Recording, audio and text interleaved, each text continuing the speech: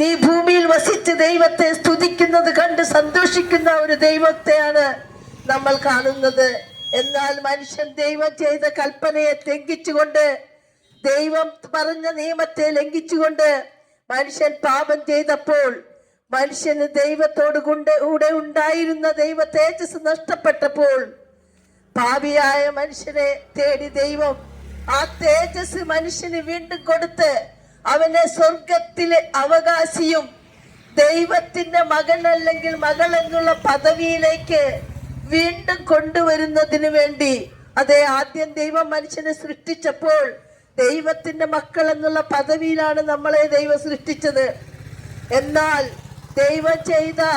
ദൈവം പറഞ്ഞ കൽപ്പന ലംഘിച്ച മനുഷ്യനെ ദൈവത്തിന്റെ തേജസ് നഷ്ടപ്പെട്ടപ്പോൾ, അവൻ സാത്താന്റെ അധീനതയിലായപ്പോൾ, ദൈവത്തിന്റെ തേജസ് നഷ്ടപ്പെട്ട മനുഷ്യൻ ദൈവത്തിൽ നിന്ന് അകന്നുപോയ മനുഷ്യനെ വീണ്ടും ദൈവത്തോട് ചേർക്കുന്നതിന് വേണ്ടി, ദൈവത്തിന്റെ മക്കൾ എന്നുള്ള പദവി വീണ്ടും തന്ന് നമ്മളെ വീണ്ടും മാനിക്കുന്നതിന് വേണ്ടി, സ്വർഗരാജ്യത്തിന് നമുക്ക് അവകാശമുണ്ടാകുന്നതിന് വേണ്ടി ഭാവിയായ നമ്മളെ തേടി ലോകത്തിലേക്ക് വന്നിട്ട് ഇന്നേക്ക് 2026, ഇന്ന് ഫെബ്രുവരി 4-ാം തീയതി.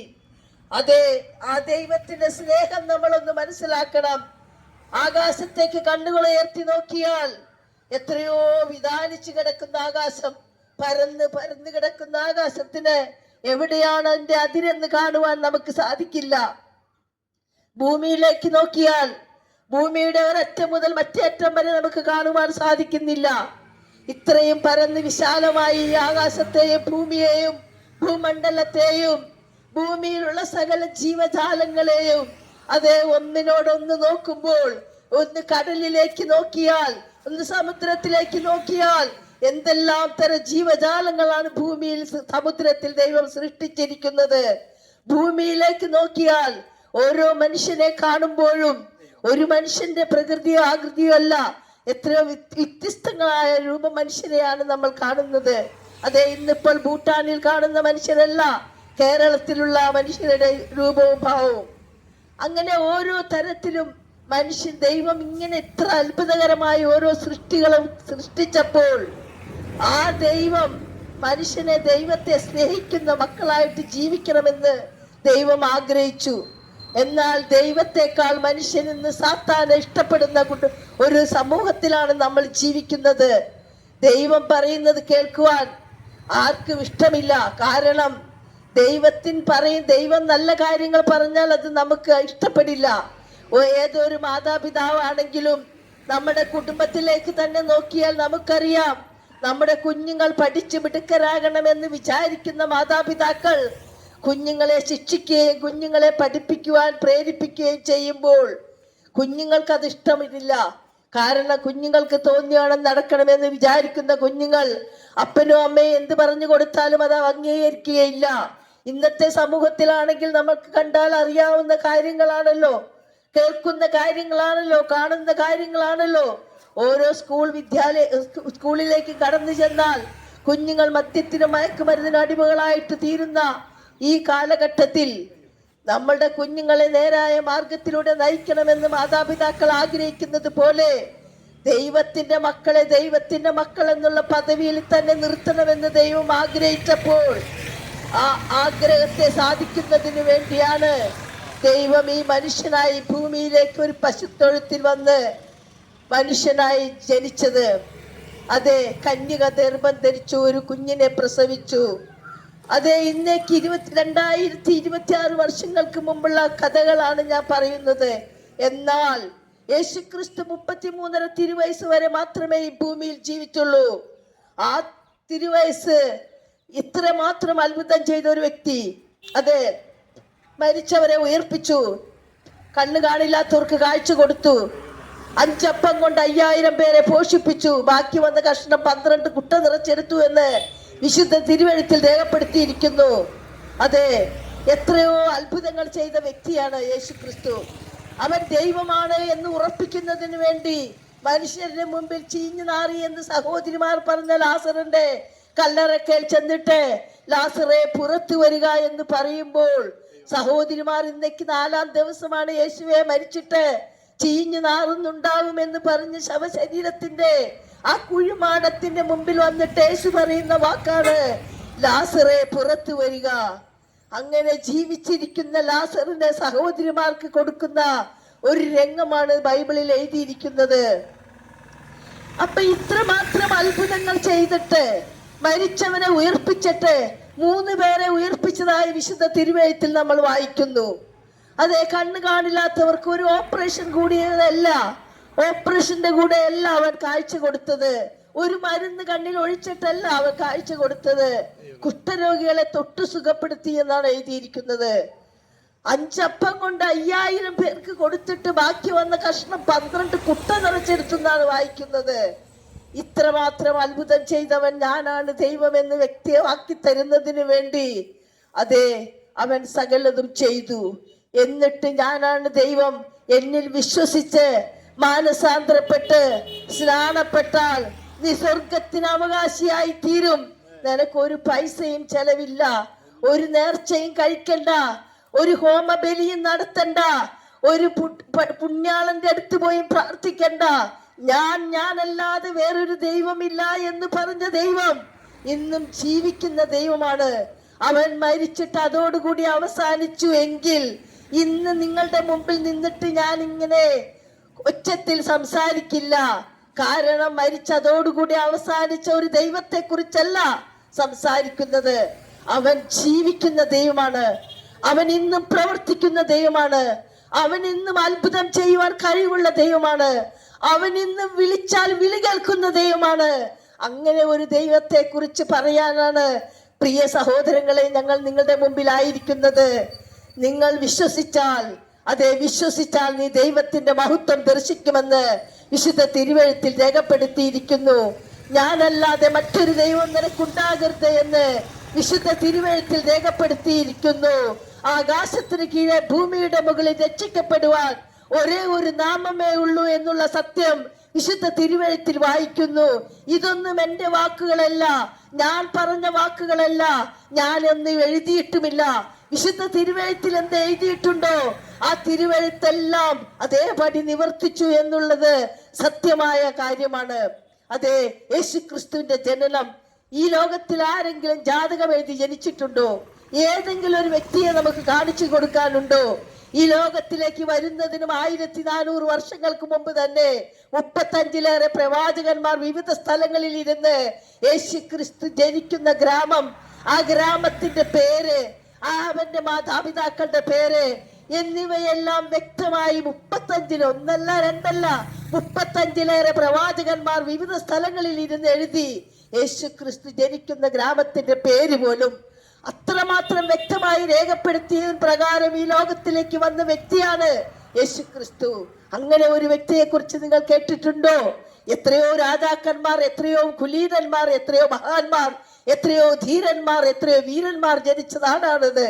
എന്നാൽ അവരിൽ ആരെ കുറിച്ചും ഒരിക്കലും ധരിക്കുന്നതിന് മുമ്പ് തിരുവെഴുത്ത് ജാതകം എഴുതിയ ലോകത്തിലേക്ക് ആരും വന്നിട്ടില്ല. എന്നാൽ വന്നവൻ ഇന്നും ജീവിക്കുന്നവനാണ്, ഇന്നും വിളിച്ചാൽ വിളി കേൾക്കുന്നവനാണ്. അവൻ നമുക്ക് ദൂരസ്ഥനാണെന്ന് പറഞ്ഞാലും അവൻ നമുക്ക് സമീപസ്ഥനാണ്. അവൻ സർവവ്യാപിയായ ദൈവമാണ്. ഇന്ന് നമ്മൾ ഈ കോട്ടുവള്ളി പഞ്ചായത്തിന്റെ ഈ മൂലയിൽ ഇരുന്ന് വിളിച്ചാലും യേശുവേ എന്ന് വിളിച്ചാൽ വിളി കേൾക്കുന്ന ഒരു ദൈവം. അതേസമയം ഒരേ സമയം തന്നെ അമേരിക്കയിൽ ഇരുന്ന് നമ്മൾ വിളിച്ചാലും അവൻ സർവവ്യാപിയായ ദൈവമായതുകൊണ്ട് എപ്പോഴും എല്ലാവർക്കും സമീപസ്ഥനായ ദൈവമായി അവൻ നിൽക്കുന്നു. അങ്ങനെ ഒരു ദൈവത്തെ കുറിച്ച് നിങ്ങൾ കേട്ടിട്ടുണ്ടോ? അതെ, ആ ദൈവമാണ് പറഞ്ഞത്, നിങ്ങൾ 2 or 3 പേർ എന്റെ നാമത്തിൽ കൂടി വന്നിരുന്ന് പ്രാർത്ഥിക്കുന്നവരുടെ മധ്യത്തിൽ ഞാനുണ്ടെന്ന്. അതെ, നാശത്തിന്റെ വഴി വിശാലവും അതിലെ പോകുന്നവർ അനവധിയുമാകുന്നു. എന്നാൽ ഇന്ന് എല്ലാവരും നാശത്തിന്റെ പാതയിലൂടെ സഞ്ചരിക്കുവാൻ ആഗ്രഹിക്കുമ്പോൾ അതെ, നമ്മളെ സൃഷ്ടിച്ച ദൈവം, അവൻ നമ്മളെ രക്ഷിക്കുന്ന ദൈവവും അവൻ നമ്മളെ ഇനി ശിക്ഷിക്കാനിരിക്കുന്ന ദൈവവുമാണ്. കാരണം ദൈവമാണെന്ന് അറിഞ്ഞിട്ടും ദൈവത്തെ അംഗീകരിക്കാത്തവർക്ക് വെച്ചിരിക്കുന്ന ശിക്ഷ എത്രയോ കഠോരമാണെന്ന് മനസ്സിലാക്കണം സഹോദരങ്ങളെ. ഞങ്ങളും ഒരു കാലത്ത് ദൈവത്തെ അറിയാത്തവരായി ജീവിച്ചു. ദൈവമുണ്ടോ എന്ന് അറിയാൻ പാടില്ലാതെ ഒരു സമൂഹത്തിൽ ഓരോ മാതാപിതാക്കൾക്കും ഒരു പാരമ്പര്യ കുടുംബത്തിൽ ജനിച്ചു ദൈവമല്ലാത്തവയെ ദൈവമാണെന്ന് അംഗീകരിച്ചുകൊണ്ട് അവരോട് പ്രാർത്ഥിച്ചു. അങ്ങനെ ഞങ്ങളുടെ ജീവിതകാലത്തിന്റെ പല ഘട്ടങ്ങളും കടന്നുപോയപ്പോൾ സത്യം എന്താണെന്ന് മനസ്സിലാക്കുവാനുള്ള ഭാഗ്യം ദൈവം തന്നപ്പോൾ ആ ഭാഗ്യ പദവി നഷ്ടപ്പെടുത്തി കളയാതെ ആ രക്ഷകനെ ഞങ്ങളുടെ രക്ഷകനായി സ്വീകരിച്ചപ്പോൾ ആ ദൈവം തന്ന സന്തോഷം എത്ര വലുതാണെന്ന് നിങ്ങളോട് ആരോടും പറയുവാൻ സാധിക്കുന്നതല്ല.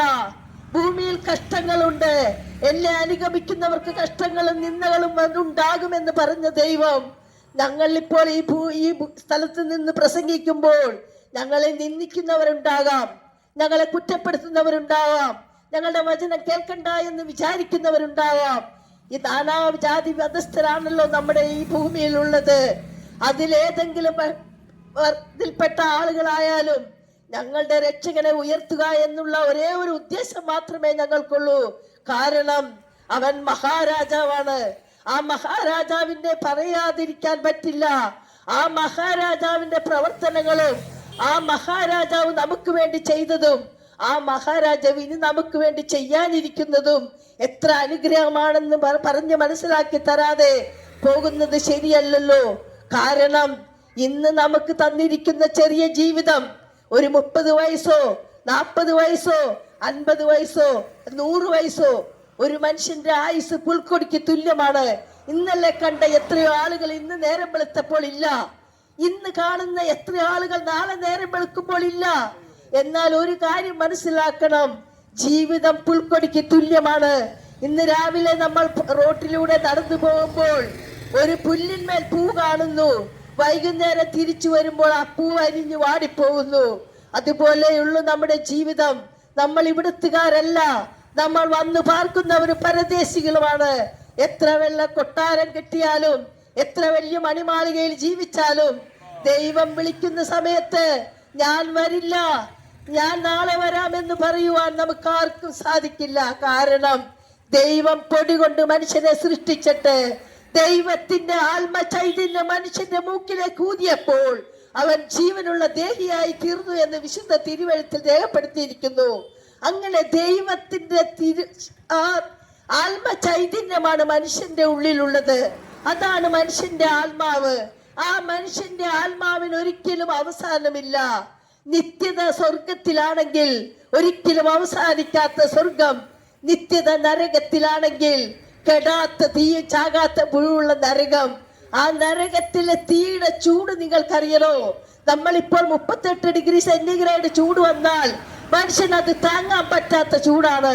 അപ്പൊ തന്നെ ആളുകൾ AC വാങ്ങിക്കാൻ പോകുന്നു, കൂളർ വാങ്ങിക്കുന്നു, ഫ്രിഡ്ജിൽ നിന്ന് തണുത്ത വെള്ളം എടുത്ത് കുടിക്കുന്നു. ഇതൊന്നും പറ്റില്ല മക്കളെ. 2000-3000 ഡിഗ്രി സെന്റിഗ്രേഡ് തീ കത്തിക്കൊണ്ടിരിക്കുമ്പോൾ ആ തീയിലേക്ക് ദൈവത്തെ അനുകരിക്കാത്ത ജനങ്ങളെ തീയിലേക്ക് തള്ളിയിടുന്ന ദൈവദൂതന്മാരെ കുറിച്ച് വിശുദ്ധ തിരുവെഴുത്തിൽ രേഖപ്പെടുത്തിയിരിക്കുന്നു. അതെ, നമ്മൾ ഇങ്ങനെ അടിച്ചു പൊളിച്ച് ജീവിച്ചു പോകാമെന്ന് വിചാരിച്ചാൽ അതുകൊണ്ട് അവസാനിക്കുന്ന ആത്മാവല്ല നമ്മുടെ ഉള്ളിലുള്ളത്. ദൈവത്തിന്റെ കൃപ, ദൈവത്തിന്റെ പെരുത്ത കൃപ, ദൈവത്തിന്റെ വലിയ കൃപ കൊണ്ടാണ് നമ്മളെല്ലാം നടക്കുന്നത്. ഒരു മനുഷ്യന് ശരിക്കും ശ്വാസം എടുക്കാൻ പറ്റിയില്ലെങ്കിൽ ഉടനെ അവനെ ആശുപത്രിയിൽ കൊണ്ടുപോകും. അവന് ശ്വാസം കിട്ടുന്നില്ല, അവൻ മരിക്കാൻ പോണു, അവനെന്തോ പ്രയാസമാണെന്ന് പറഞ്ഞ് അവനെ ഹോസ്പിറ്റലിലാക്കിയാൽ 1 മണിക്കൂർ നമ്മൾ ഓക്സിജൻ വലിച്ചാൽ ആ ഓക്സിജന് കൊടുക്കേണ്ട രൂപ എത്രയാണെന്ന് നമുക്ക് ആർക്കെങ്കിലും അറിയുമോ? ഡോക്ടർ ഒരു ബില്ലിടും, ആ ബില്ല് പ്രകാരം നമ്മൾ അവിടെ പേ ചെയ്യണം. ഇത്ര രൂപ നിങ്ങൾക്ക് ബില്ലായിട്ടുണ്ട്, അതിൽ ഇത്ര രൂപ നിങ്ങൾ ഓക്സിജൻ ഉപയോഗിച്ചിട്ടുണ്ട് എന്ന് പറഞ്ഞ്. എന്നാൽ സഹോദരങ്ങളെ, നമ്മൾ ഈ ഭൂമിയിൽ ഒരു പൈസയും കൂടാതെ ദൈവം തരുന്ന ഓക്സിജൻ നമ്മൾ വലിച്ചുപയോഗിച്ചു കൊണ്ടിരിക്കുന്നു. അതിനാരെങ്കിലും നമ്മളോട് കണക്ക് ചോദിക്കുന്നുണ്ടോ? ഇല്ല. ദൈവം നമുക്ക് തരുന്ന എല്ലാ അനുഗ്രഹങ്ങളും നമ്മൾ അനുഭവിച്ചു കൊണ്ടിരിക്കുകയാണ്. എന്നാൽ ജീവനുള്ള ഒരു ദൈവമേ ഉള്ളൂ എന്നുള്ള സത്യം പറയുമ്പോൾ അത് മാത്രം അനുസരിക്കാത്ത ഒരു സമൂഹത്തിലാണ് നമ്മൾ ജീവിക്കുന്നത്. നമ്മുടെ പാരമ്പര്യം നമ്മളെ സ്വർഗത്തിൽ എത്തിക്കില്ല. നമ്മുടെ ബന്ധുമിത്രാദികൾ നമ്മൾ സ്വർഗത്തിൽ കൊണ്ടുപോകില്ല. ഇന്ന് അംബാനി 25,000 കോടി ദൈവത്തിന്റെ കയ്യിൽ കൊടുത്തിട്ട് എനിക്കൊരു സീറ്റ് തരണം അവിടെ എന്ന് പറഞ്ഞാൽ അത് ആർക്കും കിട്ടില്ല. 25,000 അല്ല 100,000 കോടി കൊടുത്താലും സ്വർഗത്തിൽ നമുക്ക് അഡ്മിഷൻ കിട്ടണമെങ്കിൽ ദൈവം ഈ ഭൂമിയിൽ ഒരു മനുഷ്യൻ ചെയ്യേണ്ട കാര്യങ്ങൾ എന്താണെന്ന് പറഞ്ഞത് അനുസരിച്ചാൽ മാത്രമേ നമുക്ക് അവിടെ സീറ്റുള്ളൂ. നിനക്ക് സ്വർഗത്തിൽ പോണോ നരകത്തിൽ പോണോ എന്ന് ചിന്തിക്കുന്നത് ഈ സമയത്ത് തന്നെയാണ്. കാരണം നാളത്തെ സമയം അല്ലെങ്കിൽ അടുത്ത സമയം നമുക്കുള്ളതാണോ എന്ന് നമുക്കാർക്കും അറിയില്ല.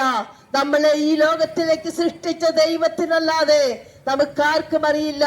ഒരു രോഗിയെയും കൊണ്ട് ഡോക്ടറുടെ അടുത്ത് ചെന്നാൽ ഡോക്ടർ നോക്കിയിട്ടോ ഇവൻ ഇപ്പൊ തന്നെ മരിക്കുമെന്ന് പറഞ്ഞാലും ദൈവം അവന് ആയുസ് കൊടുത്താൽ അവൻ ദൈവത്തിന്റെ ആയുസ് പ്രകാരമേ ജീവിക്കുകയുള്ളൂ. ആ ആത്മാവിന്റെ വില എത്ര വലുതാണെന്ന് പറഞ്ഞാലും ഇതിലെങ്ങനെ ഒരു വചനം തിരുവചനത്തിൽ രേഖപ്പെടുത്തിയിരിക്കുന്നു.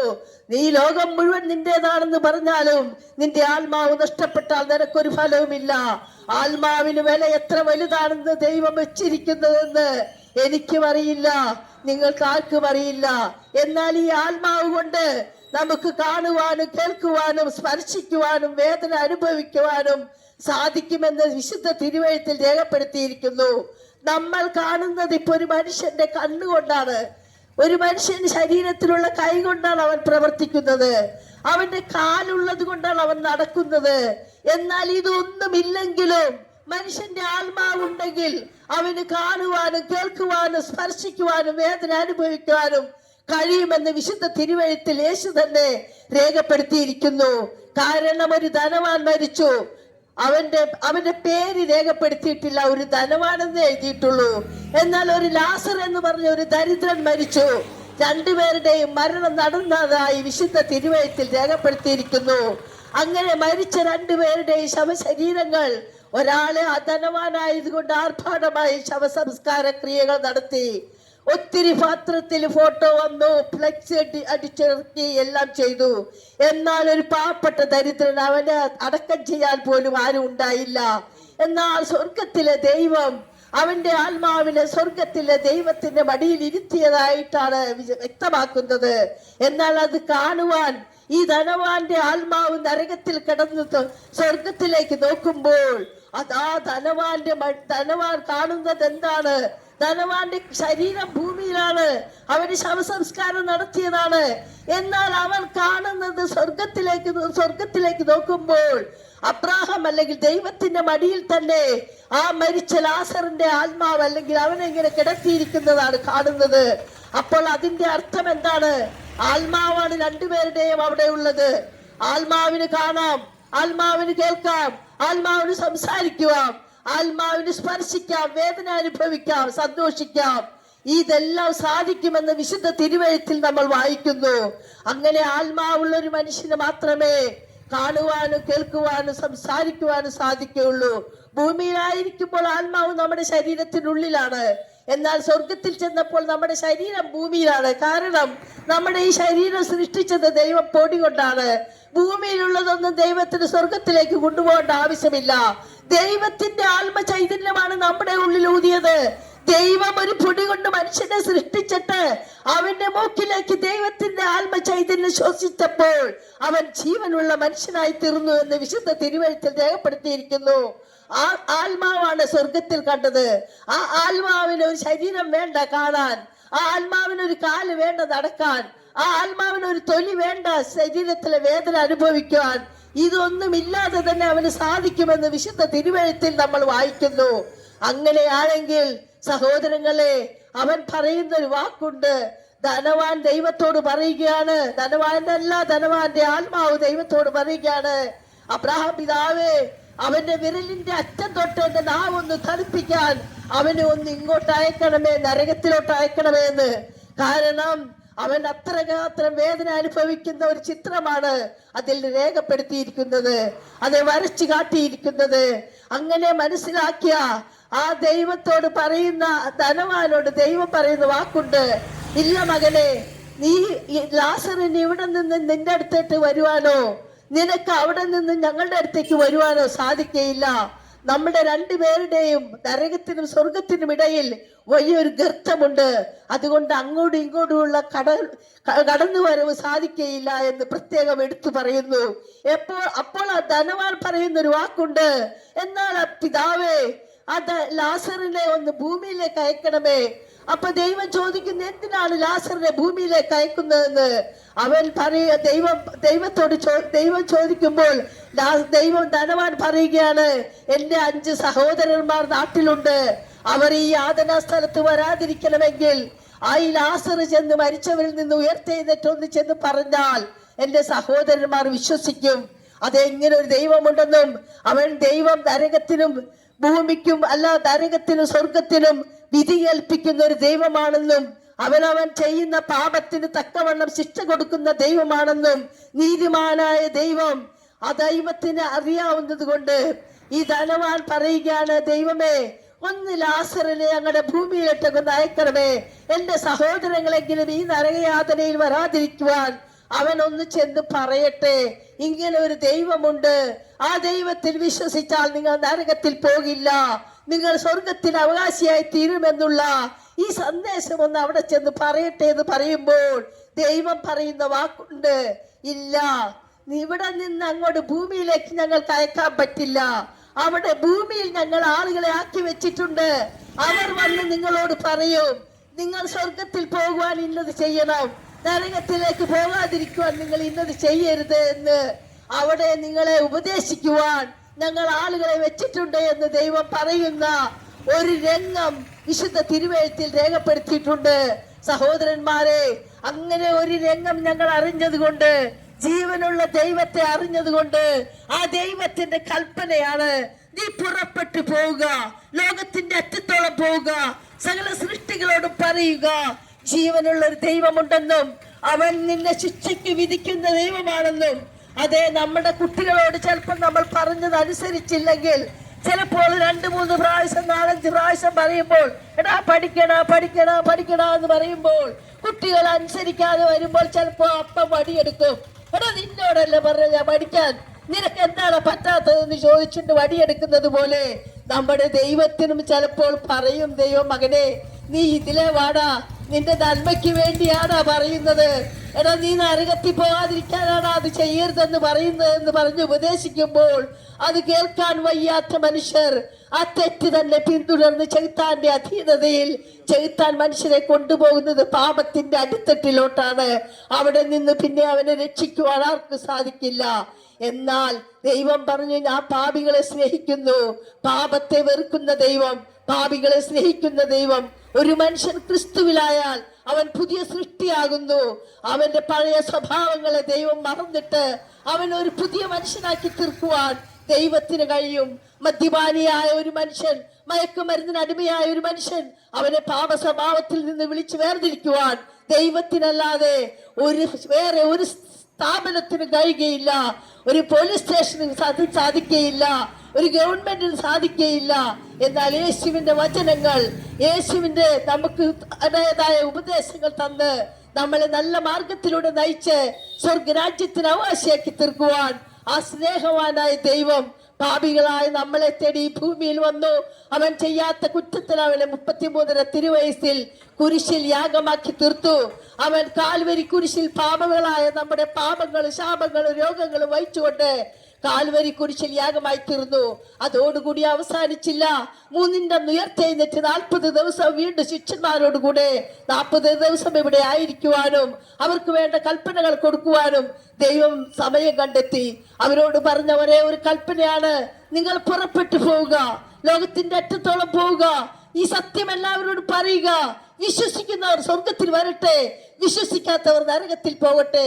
നരകത്തിലെ വാസം സുഖവാസമല്ല സഹോദരങ്ങളെ.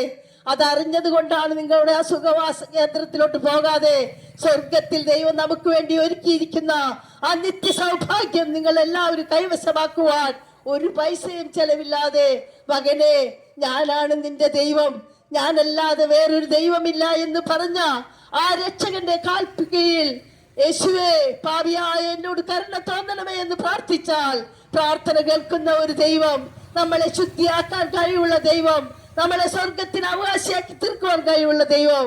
ആ ദൈവത്തിങ്കിലേക്ക് നിങ്ങൾ എല്ലാവരും തിരിയണമേ എന്ന് പറഞ്ഞുകൊണ്ട് ഞാൻ എന്റെ വാക്കുകളെ നിർത്തുന്നു. കൊടുങ്കാറ്റലേറി വന്നു കടലിളകേടിലും കടലകളിൽ എന്നെ കൈവിടാത്തവൻ. കൊടുങ്കാറ്റലേറി വന്നു കടലിളകേടിലും കടലകളിൽ എന്നെ കൈവിടാത്തവൻ. കരം തന്നു കാത്തു സൂക്ഷിച്ചരുമയായി എന്നെ വരവിൽ പ്രത്യാശയോടെ നടത്തിയിടുമേ. കരം തന്നു കാത്തു സൂക്ഷിച്ചരുമയായി എന്നെ വരവിൽ പ്രത്യാശയോടെ നടത്തിയിടുമേ. വാനസേനയുമായി വരും പ്രിയൻ വാനമേഘേ വരുമല്ലോ. വാനസേനയുമായി വരും പ്രിയൻ വാനമേഘേ വരുമല്ലോ. വരവേറ്റാൻ സമീപമായൊരുങ്ങുക സഹചര സ്വർഗീയ മണാളനെ എതിരേൽപ്പാൻ. വരവേറ്റാൻ സമീപമായൊരുങ്ങുക സഹചര സ്വർഗീയ മണാളനെ എതിരേൽപ്പാൻ. പകലും ഒന്നായി വന്നിടുമേന്ന രാത്രി വരും മുമ്പേ വേല തീർത്തിടുക. പകലും ഒന്നായി വന്നിടുമേന്ന രാത്രി വരും മുമ്പേ വേല തീർത്തിടുക. രാത്രി നമ്മെ വിഴുങ്ങുവാൻ അടുത്തിടുമ്പോ വാനിൽ നീതി സൂര്യൻ നമുക്കായുദിച്ചിടുമേ. രാത്രി നമ്മെ വിഴുങ്ങുവാൻ അടുത്തിടുമ്പോ വാനിൽ നീതി സൂര്യൻ നമുക്കായുദിച്ചിടുമേ. വാനസേനയുമായി വരും പ്രിയൻ വാനമേഘേ വരുമല്ലോ. വാനസേനയുമായി വരും പ്രിയൻ വാനമേഘേ വരുമല്ലോ. വരവറ്റ സമീപമായൊരുങ്ങുക സഹചര സ്വർഗീയ മണാളനെ എതിരേൽപ്പാൻ. വരവറ്റ സമീപമായൊരുങ്ങുക സഹചര സ്വർഗീയ മണാളനെ എതിരേൽപ്പാൻ. ഇഹത്തിലെ ദുരിതങ്ങൾ തീരാറായി നാം പരത്തിലേക്കുയരും നാൾ വരുമല്ലോ. ഇഹത്തിലെ ദുരിതങ്ങൾ തീരാറായി നാം പരത്തിലേക്കുയരും നാൾ വരുമല്ലോ. വിശുദ്ധന്മാരുയർക്കും പറന്നുയരും വേഗം വന്നിടും കാന്തന്റെ മുഖം കാൺമാൻ. വിശുദ്ധന്മാരുയർക്കും പറന്നുയരും വേഗം വന്നിടും കാന്തന്റെ മുഖം കാൺമാൻ. വാനസേനയുമായി വരും പ്രിയൻ വാനമേഘേ വരുമല്ലോ. വാനസേനയുമായി വരും പ്രിയൻ വാനമേഘേ വരുമല്ലോ. വരവേറ്റ സമീപമായൊരുങ്ങുക സഹചര സ്വർഗീയ മണാളനെ എതിരേൽപ്പാൻ. വരവേറ്റ സമീപമായൊരുങ്ങുക സഹചര സ്വർഗീയ മണാളനെ എതിരേൽപ്പാൻ. കാരുണ്യവാനായ ഞങ്ങളുടെ സ്വർഗീയ പിതാവേ, ഈ ദേശത്ത് വന്ന് ദൈവത്തിന്റെ മാറ്റമില്ലാത്ത വചനം ഈ ദേശത്തോട് അറിയിക്കുവാൻ സ്വർഗത്തിൽ ദൈവം അനുഗ്രഹിക്കപ്പെട്ട ഈ സമയം ഞങ്ങൾക്ക് ഒരുക്കി തന്നതിനായി നന്ദിയോടെ ദൈവത്തെ സ്തുതിക്കുന്നു. പിതാവേ, ഞങ്ങളുടെ വചനം കേട്ട മദ്യപാനികളായ മനുഷ്യരുണ്ടെങ്കിൽ അവർക്ക് മാനസാന്തരം കൊടുക്കണമേ ദൈവമേ. കുടുംബത്തിൽ സമാധാനം കൊടുക്കാതെ, കുഞ്ഞുങ്ങളെ സ്നേഹിക്കാതെ, ഭാര്യയെ തല്ലുന്ന, കുടുംബത്തിൽ കലഹം ഉണ്ടാക്കുന്ന, കുടുംബത്തിൽ അനാവശ്യ വർത്തമാനങ്ങൾ സംസാരിക്കുന്ന അങ്ങനെയുള്ള കുടുംബങ്ങൾ പിതാവേ സമൂഹത്തിനും ദേശത്തിനും ശാപമായി തീരുമ്പോൾ അവർക്ക് മാനസാന്തരം കൊടുത്ത് അവർ നല്ല മക്കളാക്കി തീർക്കണമേ എന്ന് പ്രാർത്ഥിക്കുന്നു. കുടുംബം അനുഗ്രഹിക്കപ്പെടുവാൻ, കുഞ്ഞുങ്ങൾ സന്തോഷം അനുഭവിക്കാൻ, ഭാര്യ അനുഗ്രഹിക്കപ്പെടുവാൻ, കുടുംബത്തിൽ സമാധാനം ഉണ്ടാകുവാൻ വലിയവനായ ദൈവമേ ഞങ്ങളുടെ ഈ വചന ശുശ്രൂഷ ഈ ദേശത്ത് അനുഗ്രഹമാക്കി തീർക്കണമേ എന്ന് പ്രാർത്ഥിക്കുന്നു. പിതാവേ, യുവതലമുറയെ ഓർത്ത് പ്രാർത്ഥിക്കുന്നു. മയക്കുമരുന്നിനും മദ്യത്തിനും അടിമയായ കുഞ്ഞുങ്ങൾ നാശത്തിലേക്ക് പോയിക്കൊണ്ടിരിക്കുമ്പോൾ സ്വർഗത്തിൽ ദൈവമേ അവർ ജീവനുള്ള ദൈവത്തിന്റെ മക്കളായി തീരുവാൻ, നല്ല വചനങ്ങൾ കേട്ട് അവർ അനുഗ്രഹം പ്രാപിപ്പാൻ, പിതാവേ, നീ അവരോട് കരുണ കാണിക്കണമേ എന്ന് പ്രാർത്ഥിക്കുന്നു. ഞങ്ങളുടെ വചനം കേട്ട നാനാജാതി മതസ്ഥരുണ്ടല്ലോ അപ്പാ. ഞങ്ങളുടെ വചനം കേട്ട അനുഗ്രഹിക്കപ്പെട്ട എല്ലാവരും സ്വർഗത്തിലെ ദൈവമേ, ഞങ്ങളുടെ വചനം കേട്ട കാൽനട യാത്രക്കാർ, വാഹനങ്ങളിൽ ഇരുന്ന് കേൾക്കുന്നവർ, കച്ചവട സ്ഥാപനങ്ങളിൽ ഇരുന്ന് കേൾക്കുന്നവർ, ഭവനങ്ങളിൽ ഇരുന്ന് കേൾക്കുന്നവർ എല്ലാവരും അനുഗ്രഹം പ്രാപിപ്പാൻ ഈ ശുശ്രൂഷ ദൈവമേ ഈ ദേശത്തിനൊരു വിടുതല ദൈവനാമ മഹത്വത്തിന് കാരണമാക്കി തീർക്കണമേ എന്ന് പ്രാർത്ഥിക്കുന്നു. അങ്ങ് ഞങ്ങളുടെ പ്രാർത്ഥന കേട്ടതിനായി സ്തോത്രം. യേശു കർത്താവിന്റെ നാമത്തിൽ തന്നെ പ്രാർത്ഥിക്കുന്നു, കേൾക്കണേ പിതാവേ. യേശു ക്രിസ്തു പാപികളെ രക്ഷിക്കുന്നു. യേശു ക്രിസ്തു രോഗികളെ സൗഖ്യമാക്കുന്നു. യേശു ക്രിസ്തു പരിശുദ്ധാത്മാവിനെ നൽകുന്നു. അവൻ രാജാവായി വീണ്ടും വരുന്നു. അവന് വേണ്ടി കാത്തിരിക്കുന്നവരെ കൂട്ടിച്ചേർക്കുവാൻ. ആമേൻ. കർത്താവേ, വേഗം വരണമേ.